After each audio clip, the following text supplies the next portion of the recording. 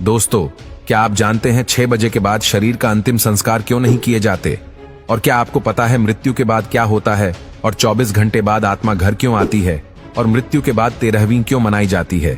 क्या 13 दिनों तक मृतक की आत्मा घर पर रहती है? नंबर 1, मौत से कुछ घंटे पहले इंसान के पैरों के नीचे से और सोल चक्र डिस्कनेक्ट हो जाते हैं। मतलब इंसान का धरती से कनेक्शन टूट जाता है और पैर ठंडे पड़ जाते हैं। नंबर 2, मरने के बाद इंसान का उसका संपूर्ण जीवन जन्म से लेकर मृत्यु तक फ्लैशबैक की तरह स्पीड से दिखता है। अकॉर्डिंग टू साइंस ये सपना लगभग 7 मिनट का होता है। उसके बाद ब्रेन शट डाउन हो जाता है और अंत में इंसान अपनी सुनने की शक्ति खो देता है, जिसके बाद ऐश कॉल टूट जाता है, जो कि एक तरह से शरीर और आत्मा का कनेक्शन है, जिसके टूटने से आत्मा शरीर से मुक्त हो जाती है। नंबर 3, लंबे समय से शरीर में रहने के कारण वो बॉडी को छोड़ने से मना करती है। वो फिर से बॉडी में प्रवेश करने की काफी कोशिश करती है, लेकिन वो असफल रहती है।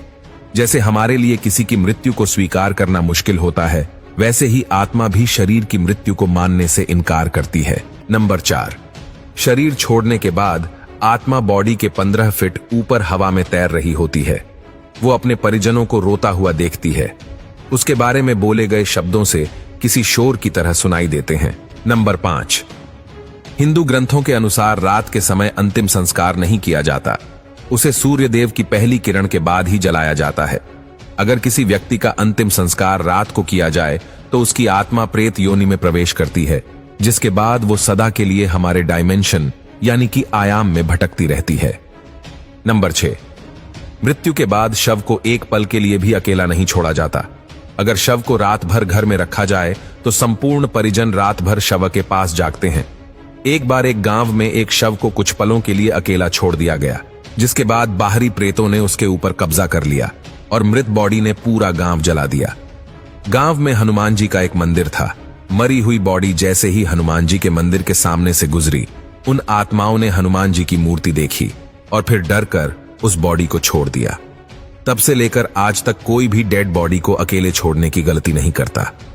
नंबर 7, अंतिम समय में 2 यमदूत आते हैं।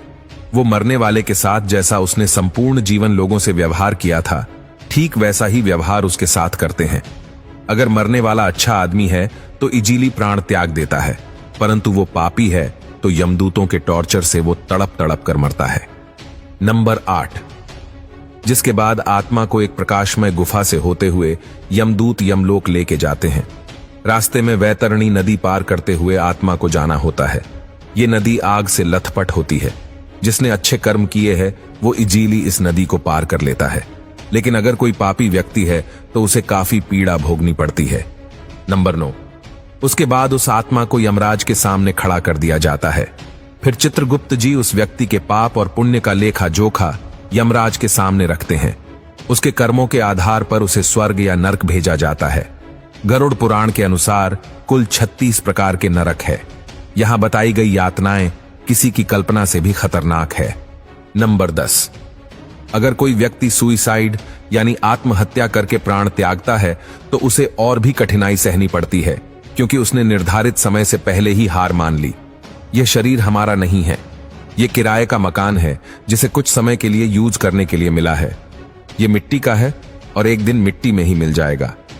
नंबर 11, गरुड़ पुराण के अनुसार हमारे वास्तविक जीवन में किए गए हमारे कर्म ही हमें नरक दिलाते हैं। उसके बाद अगर कोई साधु या तपस्वी है तो उसे मोक्ष की प्राप्ति हो जाती है। नंबर 12, सबसे बड़ा सवाल, ये सब बातें हमें कैसे पता? गरुड़देव जिनका बल अतुलनीय है, वो अकेले 700 इंद्र को पराजित कर सकते हैं। गरुड़देव स्वर्ग से अमृत कलश लेकर उड़ गए थे, लेकिन उन्होंने अमृत पान नहीं किया। उन्हें बिना अमृत के ही अमृता प्राप्त हुई। ये वरदान उन्हें स्वयं श्री हरि नारायण ने प्रसन्न होकर दिया था। गरुड़ देव तो अमर है, उन्हें नहीं पता कि मृत्यु के बाद क्या होता है। इसलिए जिज्ञासावश उन्होंने श्री हरि नारायण से यह प्रश्न पूछा, और इसी विज्ञान को हम गरुड़ पुराण के नाम से जानते हैं। भगवत गीता में श्री कृष्ण ने कहा था, आत्मा न तो पैदा होती है और ना ही वह मरती है। वो तो सिर्फ वस्त्र की तरह एक शरीर से दूसरे शरीर में प्रवेश करती है। मृत्यु तो केवल शरीर की होती है, आत्मा की नहीं। ये जीवन मृत्यु का चक्र यूं ही चलता रहता है। इसीलिए don't die before you are dead, मरने से पहले कभी मत मरो। अंतिम समय में राम नाम सत्य है, इसीलिए कहा जाता है क्योंकि वही संपूर्ण जीवन का सार है।